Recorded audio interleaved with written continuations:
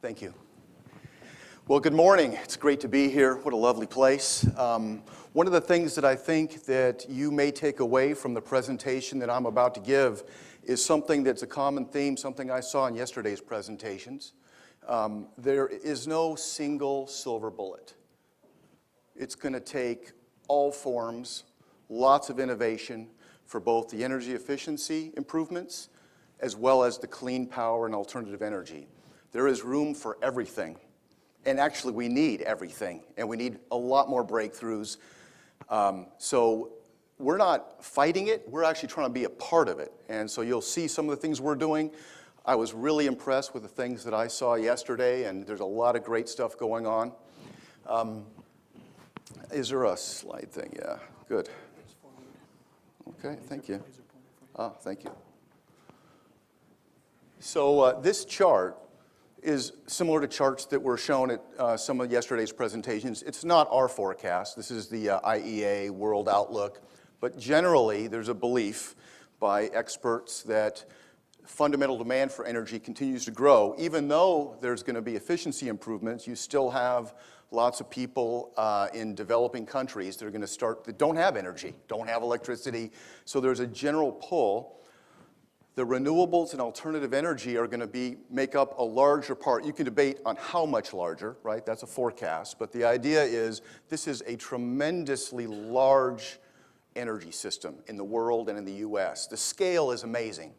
And so even though renewables are going to be growing rapidly, they're still going to make up less than half of the energy supply for the foreseeable decade or two.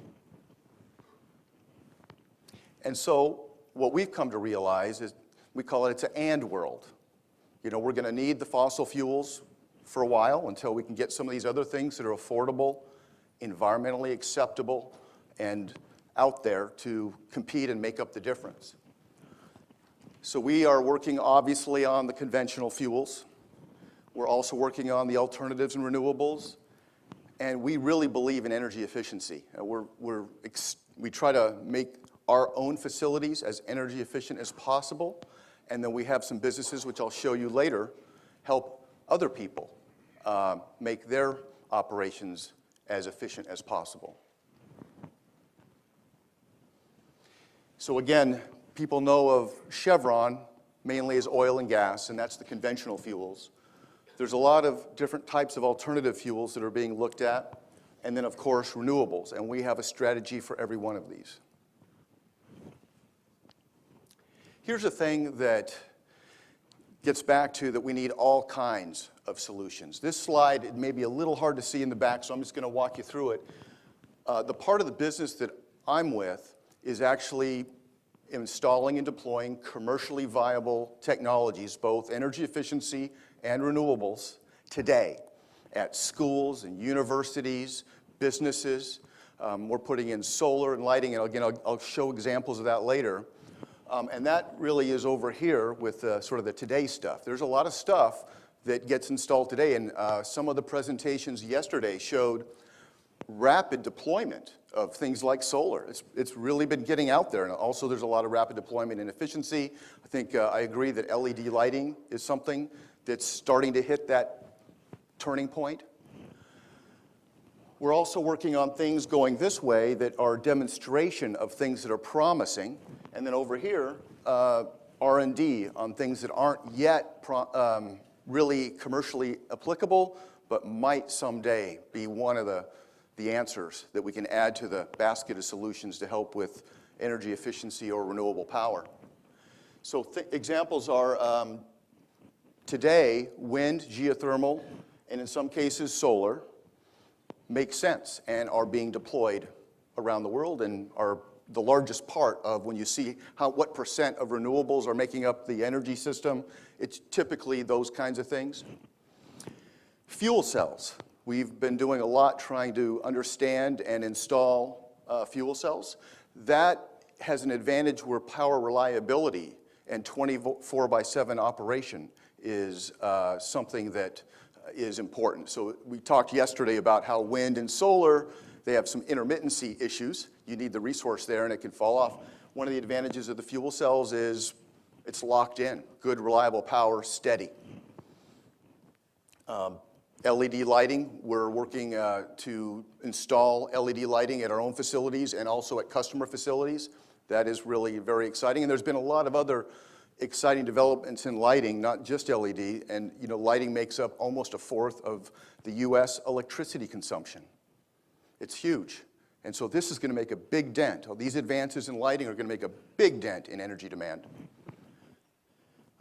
We're working on non-conventional geothermal as well, biofuels, non-food biofuels, no ethanol, and other types of waste heat recovery. I was interested at UC Santa Barbara. I learned about some of the things about trying to take low-grade heat and turn that into electricity. It's fantastic. So much low-grade heat is just wasted. And if we can just capture that, it's going to make a big difference in energy efficiency. And even ocean energy. You've got wave power, you've got thermal gradients in the ocean. All those things are just this huge energy resource. That's, again, more on the research and development stage early on, but that has a potential just because the oceans are so vast. So the unit of Chevron that I'm with is called Chevron Energy Solutions. And we go ahead and go into applying and deploying technologies that are ready today, that are good to go today. They'll be good for 20 years in terms of efficiency of renewables. The kinds of things that we do are lighting and heating, ventilation, air conditioning, high efficiency systems, controls, solar, fuel cells, biomass, and cogeneration. These types of technologies can help facilities today improve energy efficiency and have clean energy. And it's a relatively small part of the overall energy system, which is such a massive scale, but it's been growing every year. And there's a lot of companies like ours doing similar things. The energy efficiency part is very intriguing in that there are many applications of energy efficiency technologies that are extremely economic and have good short paybacks today. And so using less energy is really one of the most affordable ways. And if you can use less, generally that's better than trying to make it with renewables. Today, that is. So we focus on that first, and I'll show you how we do that. But first, we are doing more and more renewables. 7 years ago, not so much, just a little bits on projects, and then it's just been growing more and more and more until last year it was half of our business, half of Chevron Energy Solutions, the part that I'm associated with, half of our business was in the renewables. So it's really been growing rapidly. So I'm going to walk you through a couple examples. This is a federal facility, big post office. Now this isn't your neighborhood post office where you go mail something. This is huge warehouse, massive facility where all the mail goes, and there's conveyors and automation and everything where it's all boxes and envelopes are all moving around, and they use a fair amount of energy. And what we did is we first figured out how to reduce their energy use through things like lighting, heating, ventilation, air conditioning, variable speed drives on the conveyors, and all kinds of things to shrink it down to the very lowest amount of energy use possible first. Then we go ahead and figure out, now that we've reduced your energy demand, how much can we meet of that demand with solar, renewable power, and fuel cells? And we went ahead and installed some of those at that facility as well, cut their energy bill in half.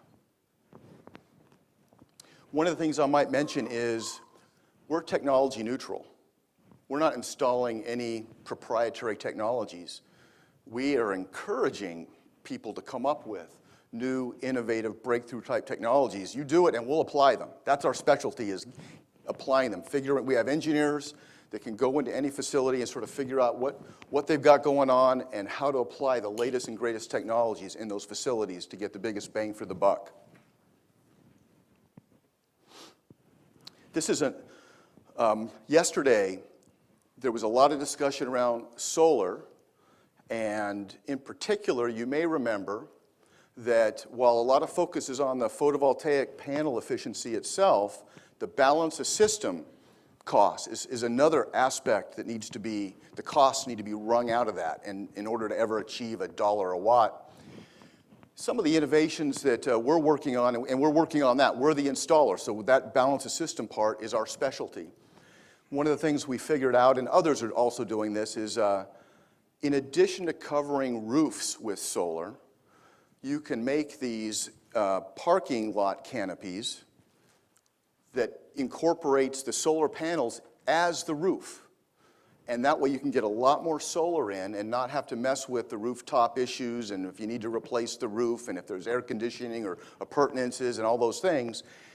So even though you have a little bit of extra cost of putting the structure up, the roof is the panels, so that's not extra. You're going to spend that anyway. And because the speed at which and the efficiency at which we can do that, it really is interesting how it competes favorably with rooftop systems. And again, we're still trying to squeeze the costs out of these types of installations. But this is an example of the innovations of trying to apply renewable power, in this case solar energy, that keep making progress. One of the things that we do is we try it out on our own facilities before we ever install it at a customer's facility. So these are examples of projects that we've done. Interestingly, these are at former Chevron sites that used to be small oil refineries. So you sometimes, as time goes on, you shut down those facilities, clear the land, and those are good sites in some cases to go ahead and try out some solar photovoltaics or some wind and things like that. And we try it first, make sure we know how to do it well and that it's working before we go ahead and apply it at a customer's facility. This is a testing site for various types. We have 7 different types of solar we're testing, and over here are some wind turbines. So, as you can see, we're sort of playing in all phases of the energy spectrum. And when you break it down, we're trying to get things from the lab out into the world. That's a thing that we know how to do. And we have our own R&D and our own stuff happening inside the company, but we also work with a lot of external research collaborations.